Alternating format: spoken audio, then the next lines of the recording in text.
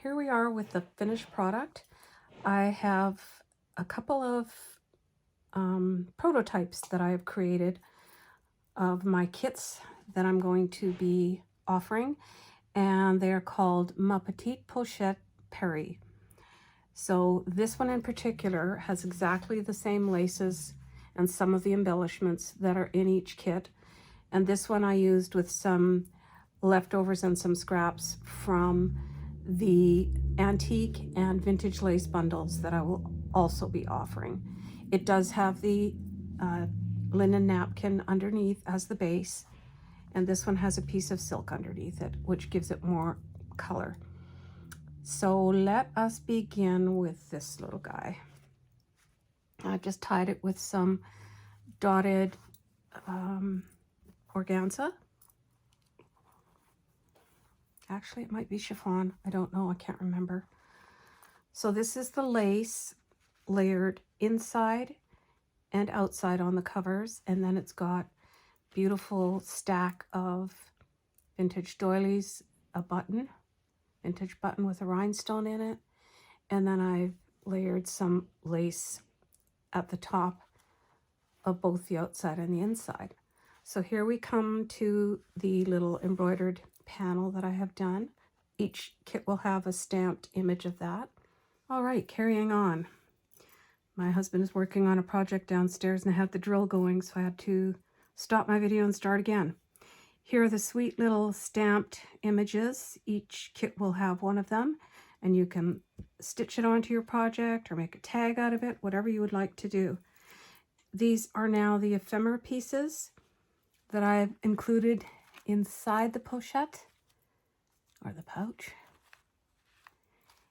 And I have used some of my favorite images from LisaandOlive. Remember, she was the one whose prototype, or whose little folio I used as one of my inspiration pieces. So these are all just images that I printed and then backed them with tea-dyed papers. This is a vintage applique, and then it just goes inside the pocket here. This is another piece of vintage lace. And then these floral images are from Raindrop Lila, her peachy pink kit. Just so sweet. So I didn't put too many in here because I don't want it too thick. I want to be able to open and close it easily while I am sharing the inside pieces with you.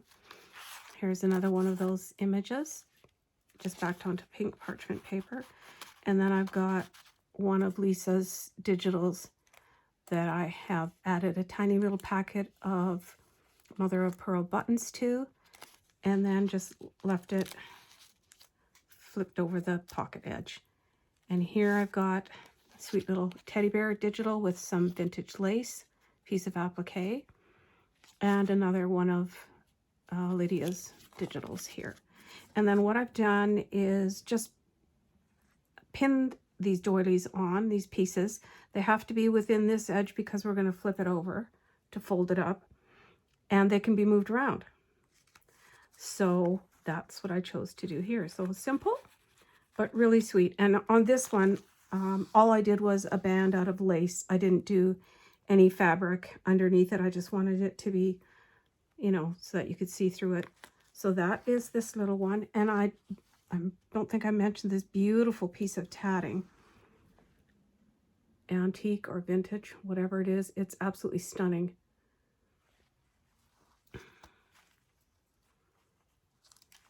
And that is this one. Also a sweet little butterfly on the back. Beautiful little applique. That is that one. And now we're going to open this one. As I've mentioned before, the finished size is 8 3/4 by, well, 4 inches because I use a 16-inch panel folded into 4. Gives you 4-inch folds. Yeah, this one is super shreddy.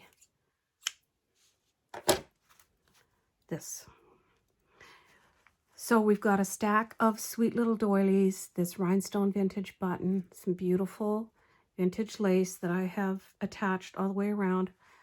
I attach it with just a few drops of art glitter glue and tack it in place, let it dry, and then I run my sewing machine over it to make sure it's captured everything. And then this antique lace inside. How sweet is that?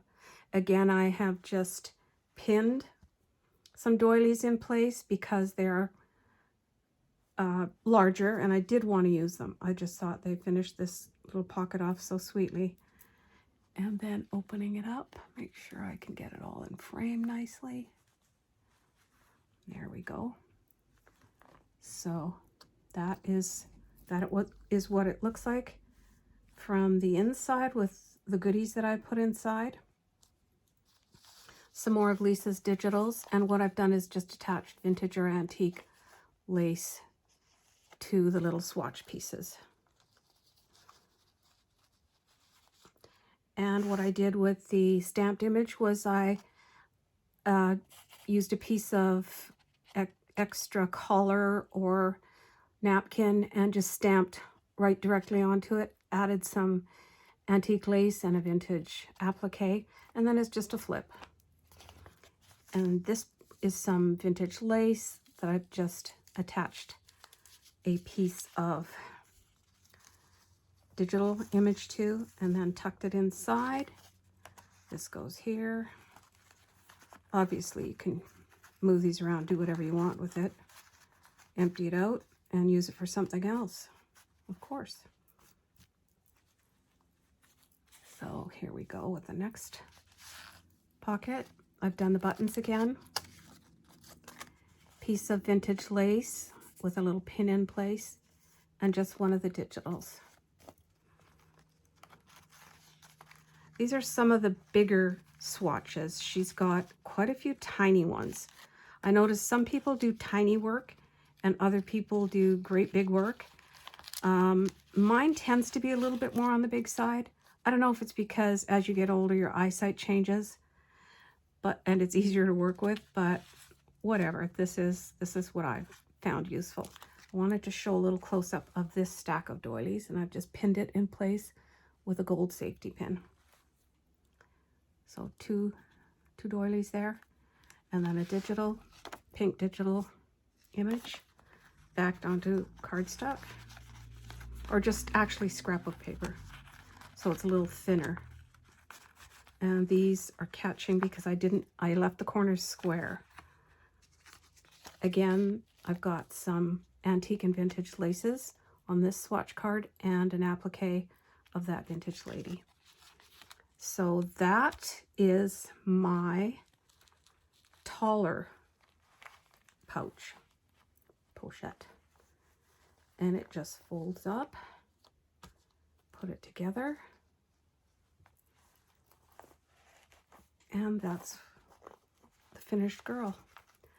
So these are both my prototypes. I'm going to hang on to them and take them to the retreat so I can share them with the ladies there and they can have a look at what I did with my kit, or components of the kit. And then I found some more pieces that I'm going to try and do another pouch with.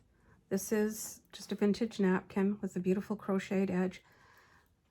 Sometimes they are a little bit wonky, or what happens is the crocheted edge tends to shrink a little bit over time.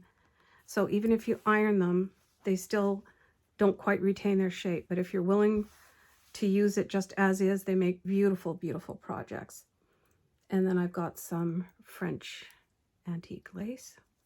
I just purchased that at Vintage Market. And then I've got a stamped image and then some beautiful antique lace. Isn't that just stunning? So I'm going to make that one. I'm thinking a little bit more on the ruffly side because I love ruffles.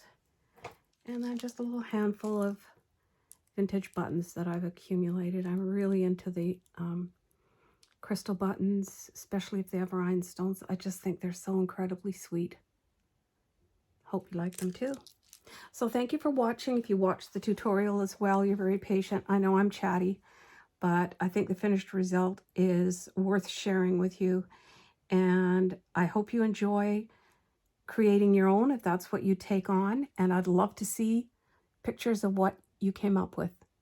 Have a great weekend. Bye for now.